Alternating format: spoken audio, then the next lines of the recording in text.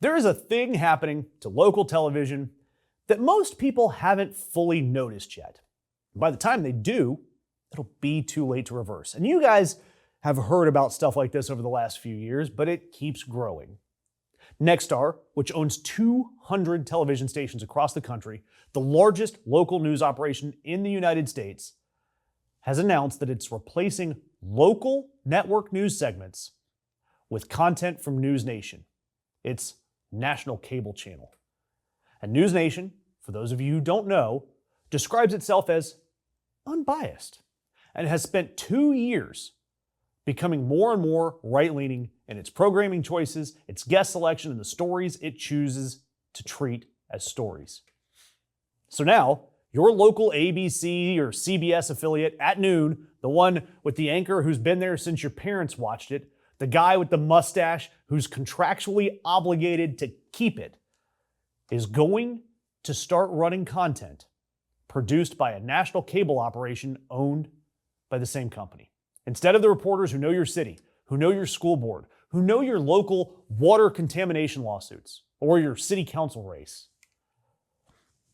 And Sinclair Broadcast Group, which owns or operates over 180 stations, is doing something even more targeted and at least more honest about what they're doing.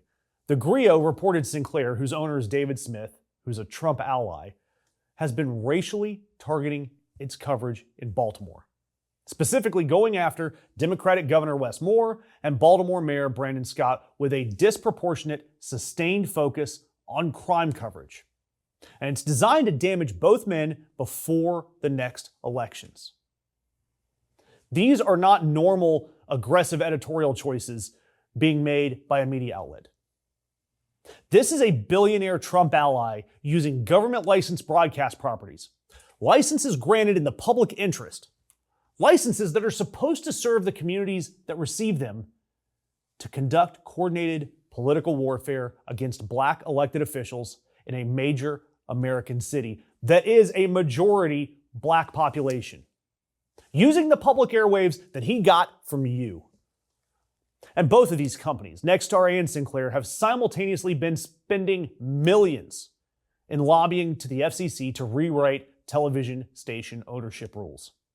The current rules limited how many stations a single company can own in the same market, specifically to prevent one entity from controlling all of the information a community receives. But Open Secrets has documented that Nexstar and Sinclair have poured millions into lobbying to dismantle those caps. By the way, opensecrets.org, one of my favorite websites. Go check it out. But these companies want to own more stations. And at the same time, they're replacing the local journalism in the stations that they already own with nationalized content. They're not even hiding the strategy. Consolidate ownership, hollow out your local news, replace it with central programming, and then lobby to make sure that no one can stop you from doing it at a larger scale. You know, the local newspaper, that collapse, it happened slowly. And then it kind of snowballed, and then it was all dead. And most communities didn't notice until their newspaper was gone. Their city council was meeting with zero coverage. Their school board was making decisions in the dark. And the same thing is now happening to your local television, but faster and with more money and a more clear political agenda attached to it. You know, the Wall Street hedge funds that gutted newspapers, they at least had the decency to only care about money. The people doing this to TV, to local TV, are doing it because they want to control what you and your neighbors believe before November. And they're doing it and succeeding. And this is why independent media is the answer here.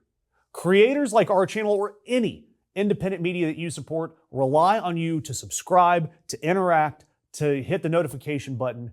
We need that to survive, and we appreciate it so much when you do.